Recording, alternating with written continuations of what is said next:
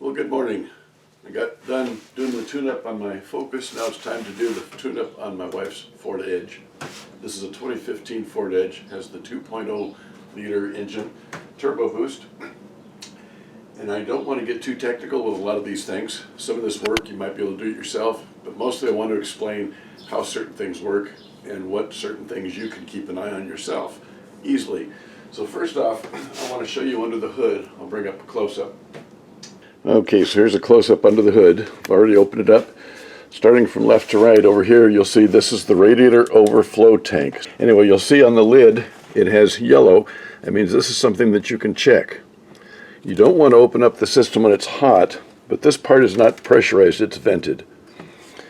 Right here it might be hard to see, but right above where my finger is, it says maximum and minimum. I don't know if you can make it out or not in the film. But that's maximum and minimum. You want to make sure that the fluid level stays somewhere in that area. You don't want to go above the maximum point, and you don't want to go below here. So you can see I'm right in the middle where I'm good. When the engine gets hot and expels some of its excess, it'll flow up a little higher. Then when it cools down, it'll suck it back down. Now it's cold this morning. Just started it up a few minutes ago to bring it up halfway into the garage, so it didn't have a chance to warm up. Tucked up underneath there, that's the brake fluid master cylinder. You see it's got yellow writing on the top. There's a nice story in there. One thing to remember about the brake fluid is that as your brake lining wears out, the fluid in this system will go down through the lines and displace where the pad used to be. So as the pad wears out, more and more fluid from here will go down into the calipers and wheel cylinders to apply the brakes. As this level goes down, back in the inside, you can't really tell from this angle, but down inside that master cylinder, there is a little bobbin electronic switch.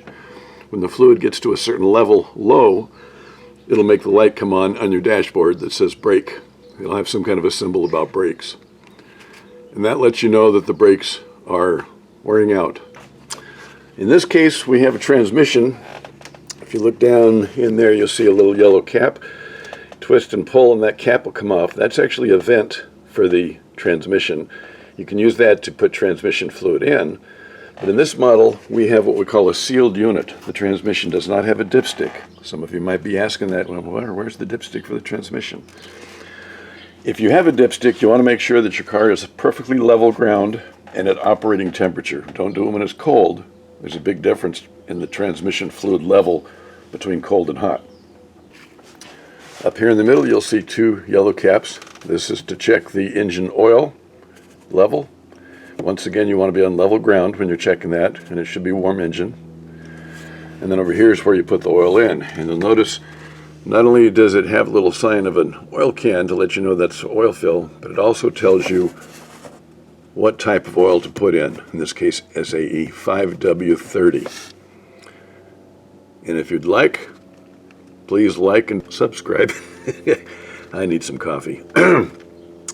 Anyway, feel free to ask questions, and I can go a little bit more into detail. If anybody wants to know what the 5W means, what the 30 means, what kind of oil is what, let me know. I'd be more than happy to put together a episode on oil types, quantities, and viscosities. So that's basically what we got looking up under here. And of course you got your battery back there that should be checked. I live in Arizona, and in the Arizona heat, batteries typically don't last up to 3 years sometimes. So just be prepared for that. If you live in a place that's hot like in Arizona, batteries have a tough time surviving 3 years. Okay, let's get back on to how to do the tune-up. Okay, so one of the first questions you might be asking is, where are the spark plugs? How do you find them? Well, it's not as easy as it used to be, but it's not that bad either. I'm going to remove this whole cover right here to gain access, and then this tube back here that comes off the air cleaner, I'm going to loosen parts of this up, remove that to help get access because they're buried down underneath there. So I will get those things out of the way and then we'll continue from there.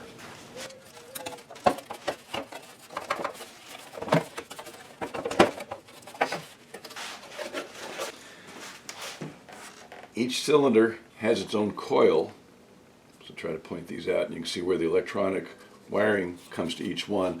So I'll be disconnecting those, but you can tell from here and here, I'm going to have to remove this out of the way as well. So I've got some nuts and bolts I'm going to have to take care of. I'll get those out of the way. Okay, so I got this snorkel out of the way.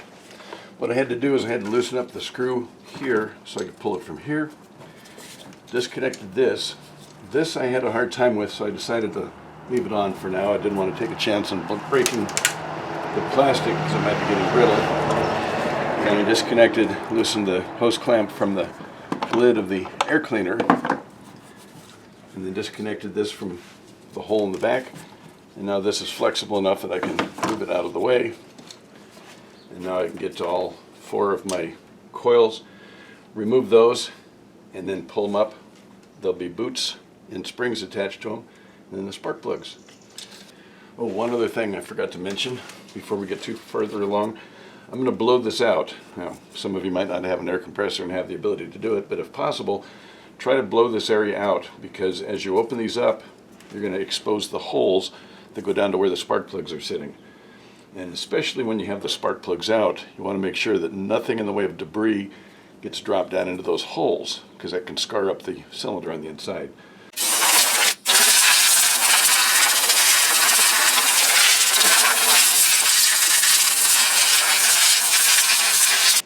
So for those of you that have an air compressor, you can go ahead and do that. You can see all the debris and dust and sand and stuff that gets kicked up out of there. Here in Arizona, there's a lot of dust and sand that flows around. So depending on where you are, most likely you're going to have something down inside those crevices. You want to get rid of it, because when you pull these coils out, and especially when you pull the spark plugs out, you're going to have an open hole down into the cylinder. And if any sand or grit or dust or anything gets down in there, that can cause severe problems to the engine. So you don't want to do that. So let's get on with pulling these off now. While these are still mounted secure, it's better to pull these things off. So these little red tabs, you want to pull each one of those back. Get a screwdriver in here, and I put in there to pull those back.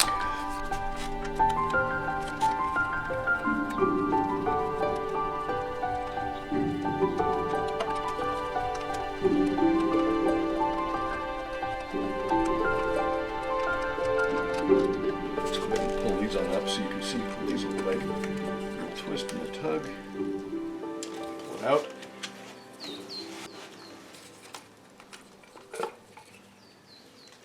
Okay. There's a new spark plug. You'll see how they look different when I pull these out. But notice the long threads here. This engine's not going to be a problem, but in some cases, especially on the 4.6 and the 5.4, these top 2 or 3 threads up near here go all the way through the cylinder head, and they're exposed into the combustion chamber.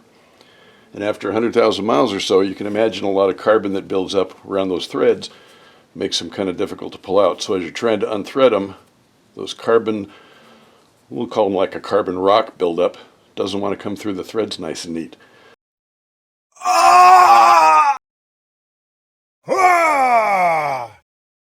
So you have to kind of gently work it back and forth, kind of break them loose, back them off, break them loose. Usually put a little bit of penetrating oil down into the cylinder hole and let it work its way down in there. So let's pull these out of here and see what they look like.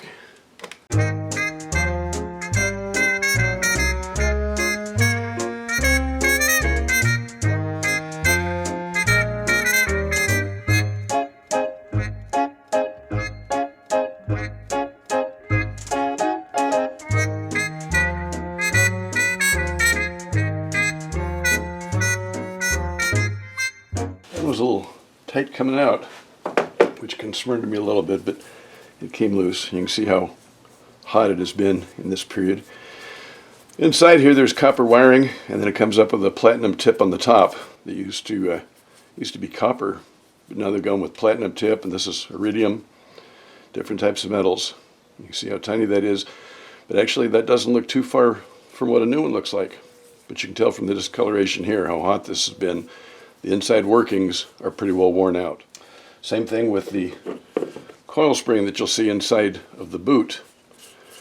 I usually don't replace these at the first tune-up. I usually wait till the second tune-up. But I thought, might as well just go ahead and do it while I'm in here now. These usually last a little bit longer. So when you're going to get a tune-up done somewhere, they'll recommend you those plugs and the boots. It's not a bad idea, but you can tell them hold off on the boots on the first one if you want to.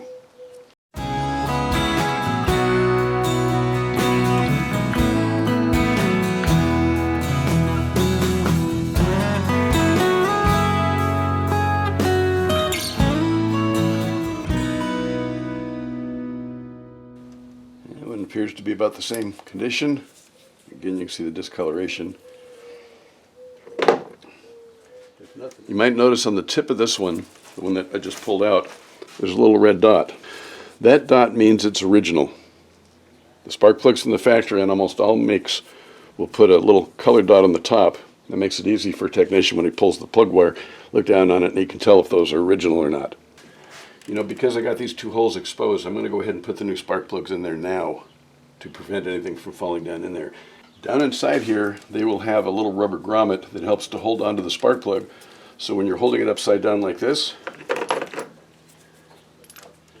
it holds it in place. If you don't have that, that would just simply drop on out.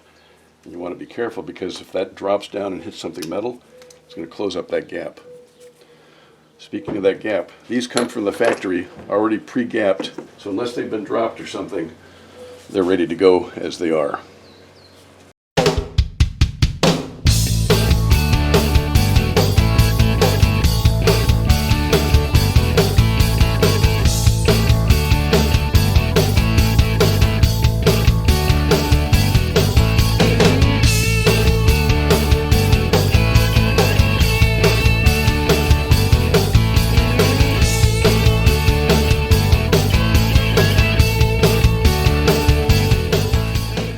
Sometimes you feel like you're going to damage it by pulling them off, but all you do is just kind of rock it around a little bit until it pops off right there, and that's how you get the old ones off.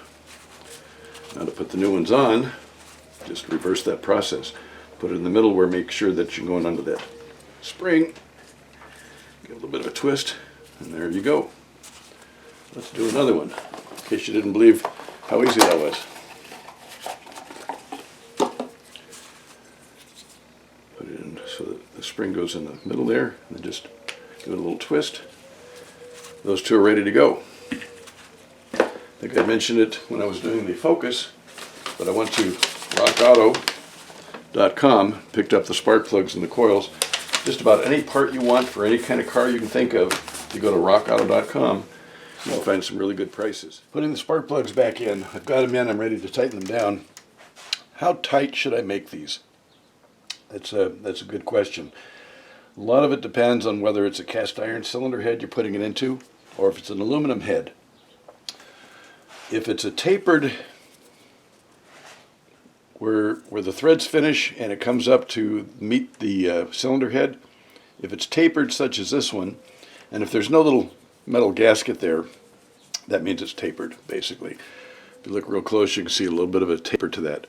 If it's tapered, you want to tighten it down somewhere between 15 and 20 foot-pounds. If you have a torque wrench, it's a good idea to maybe practice to get a feel for how tight that is. After many, many years, most technicians don't really use a torque wrench on spark plugs anymore. They just tighten them down to where it's just barely snug, and then about a 1/16 of a turn further. So you get it to where it gets snug, and then just oomph it to where you think it gets about another 1/16 of a turn, give or take. A lot of spark plugs will have little round gaskets right here, little metal gaskets that are collapsible. In some cases you want to tighten it down to where it just makes contact, and then a full 3/4 turn or possibly a full turn. You want to look up the specs on each and every one, that's important, but if it's a tapered one such as this one, typically you want to go between 15 and 20 foot-pounds.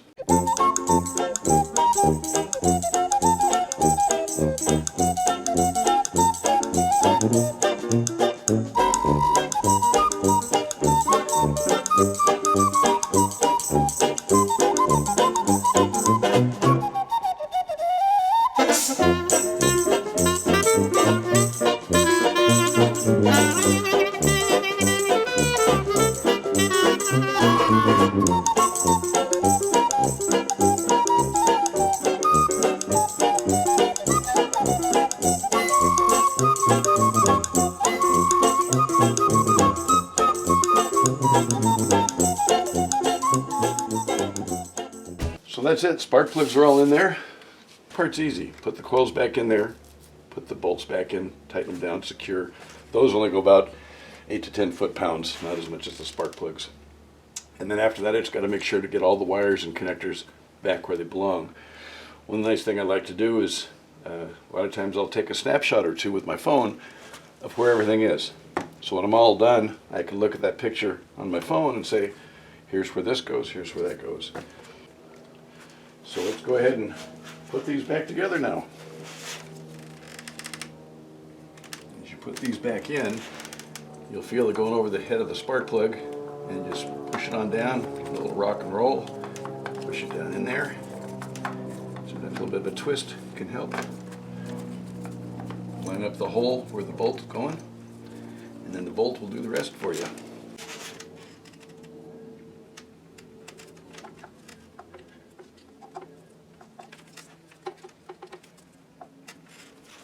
Okay, now that I got the coils all in there, these two go on the outer bound ones.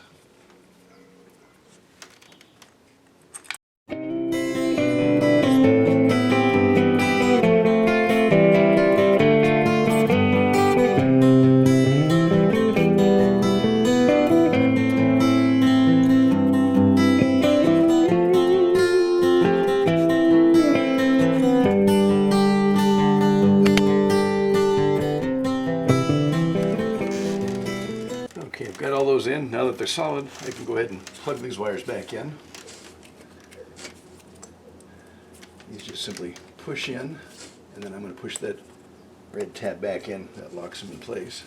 And these are the wires that the computer sends signals through. Computer signals through this to each and every one of these to let them know exactly, precisely when to spark to make the engine run at its best. Now this has to go under this, so it's going to be a little tricky.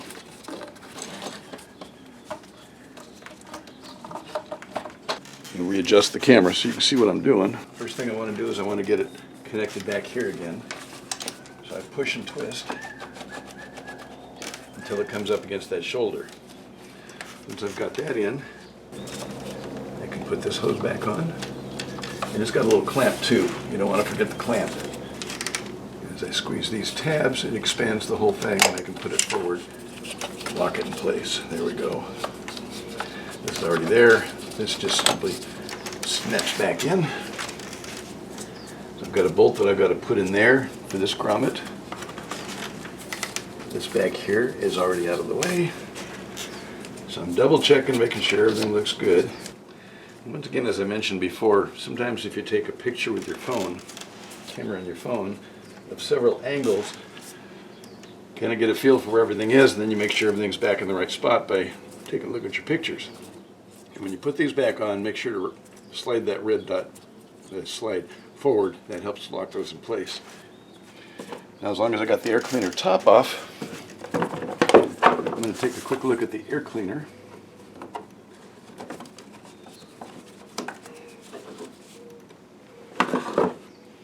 The air cleaner looks pretty good still. It was replaced not long ago.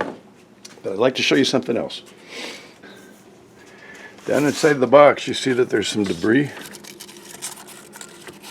I don't want that stuff to have a chance of going up into my engine. What happens is the air intake,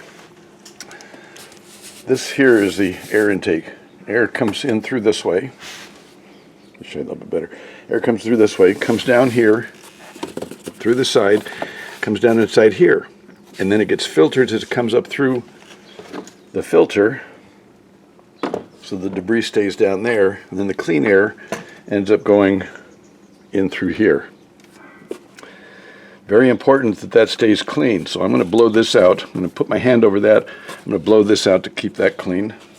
And then here, I want you to see inside there, see that little device that's coming up through? Part of the mass airflow sensor. It's a sensor from the outside that I've unplugged. But that's the mass airflow sensor. Not to get too technical, but there's a couple little wires in there that what they do is they measure the amount of air going into the engine at any given time. The computer then takes that information so that many times a second, the computer knows exactly how much air is going through here to go down into the cylinders. And then it computes how much fuel should go with that air to give you the perfect air-fuel ratio for the best performance and the best fuel economy. If this thing messes up or gets dirty or something goes wrong with it, it's going to send the wrong signal, And with the wrong signal going in, the wrong signal is going to come out, and it's going to cause it to sputter and spurge and buck and snort, and sometimes won't even start because it says, well, I can't mix the right amount of fuel. So you get poor fuel economy and other things happening, poor performance.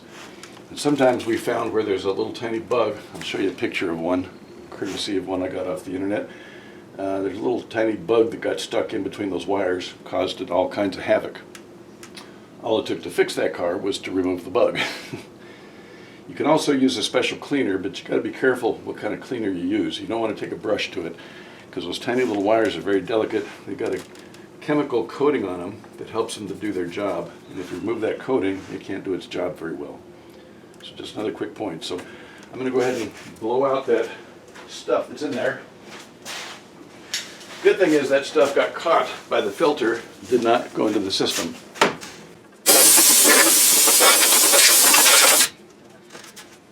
Lots of times when you have your car serviced, the technician might not be real careful with what he's doing. And sometimes he can actually cause some of that debris from below to end up on top. You don't want to do that. Well, as luck would have it, I found out that the battery died in my camera right about that point. So there's only another couple of minutes of what I was going through, so you didn't really miss much. Hope you enjoyed what you did see. I'd like to put together some more videos. If you give me some suggestions about what you'd like to see, I'll put something together on how to do something with your cars, how to take care of various things, how to save on fuel, how to take care of your tires, what the battery's all about, how to fix the air conditioning, various things like that. But if you let me know what you'd like to see, I'll put some things together to help you out with that. And if you got any specific automotive type questions or truck questions, feel free to throw them at me and I'll try to answer them the best I can and help you out. Hope you have a great day, and thanks again so much for watching Doc's Fun Projects. And please don't forget to like and subscribe, and I'll put together what I can to help you out. Have a great day.